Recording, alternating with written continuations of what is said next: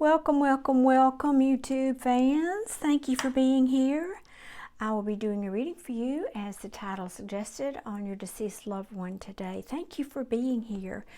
I appreciate your time and value your time. And I've already pulled some cards here. I have someone coming through, but before we get started, let me get the business out of the way, which is, if you like this kind of content, I would be ever so grateful if you would hit that like button or make a comment. And if you want to see more of this kind of content, please subscribe. I'm just getting started here on YouTube. So any of those does help my channel grow, but more importantly, it tells YouTube that this content is interesting, and so it pushes it out to a broader audience, and therefore will more likely reach the family that this is meant for. So all that business out of the way, thank you so much. Today I have coming through a lady who I'm gonna guess she's maybe mid-50s, 50, 55-ish, ish. But old enough, well, it doesn't matter. So she's got very dark hair. I think it was starting to gray at that age. I mean, starting to show signs of graying, but predominantly still very dark hair. Long dark hair, in fact. And she was, my impression is she is, or was, of Hispanic descent. I believe it was South America, because she's showing me a ceremonial dress. She's showing herself to me in a ceremonial dress that is very like that part of the world. It's like wide bands of color, and I'm seeing like white or off-white, and then a band of yellow, and then some touches of red, either in like a hat or headdress or some other trim on the dress. I don't know if that will make sense to you or not, but anyway, something like that. Doesn't have to be exactly like that, but those are the predominant colors.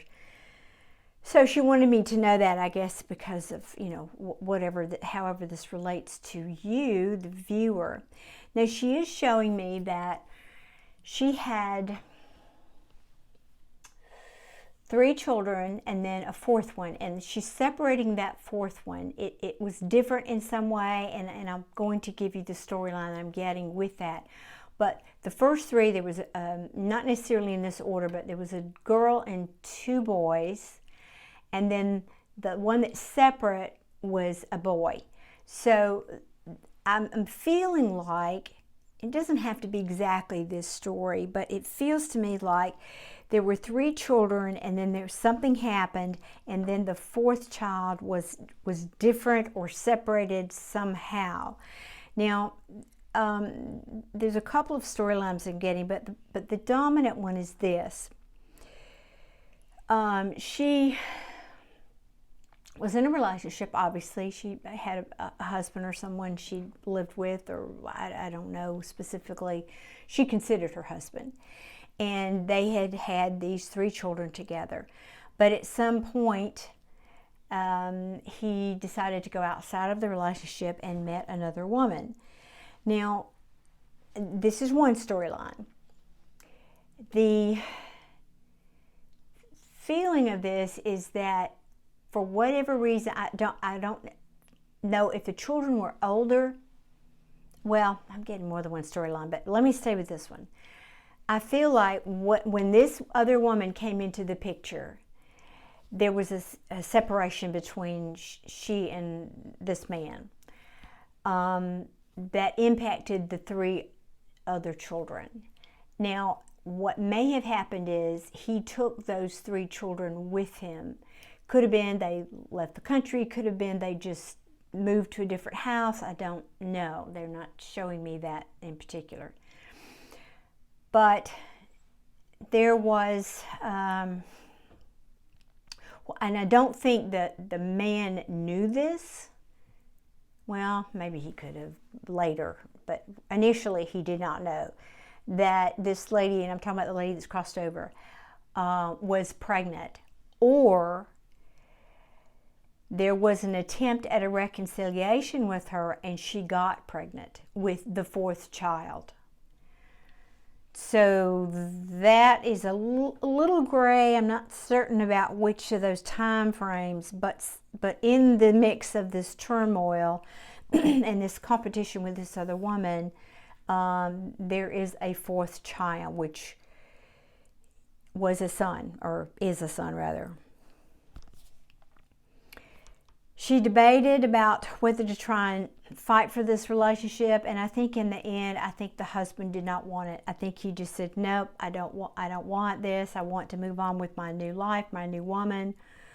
And I think that was just the end of it. And she debated, she struggled, agonized over, what to do about this pregnancy, because now she didn't have her husband. She had nobody to support her, I think, maybe, or at least as she had been supported. And she really, really struggled with what to do. But in the end, she was at a crossroads in her life. In the end, she's telling me it was the best decision. The best decision that she made was to follow through with this pregnancy and have this child. So she moved on. She said, "Okay, that chapter's done. I'll just go about my life and pick myself up by my bootstraps and get on with life." And she did. And so she was basically raising this young man on her own as a single mom. Again, I don't get the sense that these other three children were, if they were in the picture, they were not. Maybe she had visitation. Maybe, I'm just not sure. They just kind of disappeared out of my view here. So I don't know exactly what those circumstances were, because she's just focusing on this other child, and she's showing me that they were very, very close. It was just the two of them. They were very close, but not just because of the circumstances. She's making the point. So now I'm talking to the viewer, who would be the child that this is directed at, this last child that was different. She's making the point that she loved you so very much. She loved all of her children. She was a good mom. But you were different because you had a huge heart. She just keeps going on and on about what a warm and beautiful soul this young boy was, and he was like an angel. Maybe she calls you that. She's saying angel, angel. So I don't know if that was his name or your name, or if that's just what she called you, like my little angel or my angel. But she's making that point. Excuse me. And she's just showing me this, this sweet, strong bonding relationship that she had with you. And it's just beautiful. I mean, the sense I get about this just makes me want to cry with it's just so sweet. And I think she just wants you to know that you were the joy of her life. She loved her other children, but I think they just didn't want much to do with her, or they couldn't get access to her because of the husband, or maybe they were physically, like I said, not where they could get to her. I don't really know. There just feels like this separation there with the other family. But and again, I just see the two of you, and she said y'all were just best buds, and you would surprise her. There were things that you would do, and I think this woman was had strong faith. I guess you could say she was religious, but she had strong faith. She might have been Catholic. I think she's alluding to that. She's showing me a church that I think is a Catholic church. I'm not certain about that, but she's saying just that your spirit was so giving. It was saintly. It was like she's saying, like Jesus, like just so giving unconditionally of the love in your heart that you inspired her, but a lot of other people, that she would catch you doing nice things for people. It was like that you didn't do that because you wanted any recognition or anything you just did it because you were a good and nice person. And she's just acknowledging that, and she's just showing me just tears of joy that you made up for all of this heartache that she had. I'm kind of reminded of the story. Well, I don't want to waste your time with that story, but anyway, it was a biblical story that I remember from my childhood about Job and how everything. Okay, I'm going to tell it anyway. I hope y'all don't correct me, because it's been a long time, but since I read this in the Bible, but it was about the story of Job and how he had lost everything. He lost his family, he lost everything, but then eventually, after much struggle and questioning his faith and all that, he got it back and even better. And that's essentially what she's telling me here, is that you were sort of the God's reward for having lost all this other and having gone through, is that the proper English? Having gone through this heartache. Let me see if there's anything else. Let's see here. Yeah, and Spirit's just backing me up that you were a gift from divine that helped her balance life out. Yeah, you were the Ace of Pentacles. You were the gift for her to balance and transformed her heart, because her heart was pretty darn broken. But you transformed that, and you showed her something better than she would have ever seen with all of this other. She's saying, yeah, you were her sunshine.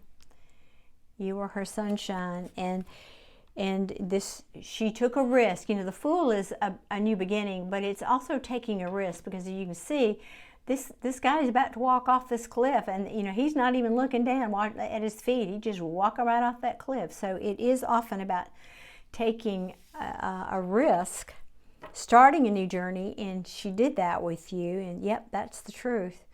That is the truth, that it was a hard ending. I don't want to go too deep in the deck there, because the energy gets a little diluted.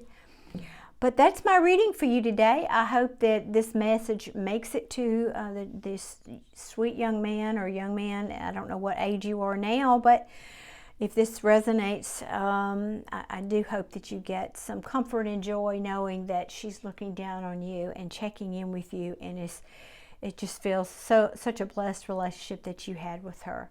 So thank you all for watching. I would ask you again, hit that like button or make a comment. And if you like this kind of content, I would love it if you'd subscribe. I'll be doing more readings. So thank you all. I appreciate you very much. I know your time is valuable again. So thank you for lending it to me to watch this video. Take care, everybody. Thank you. Bye-bye.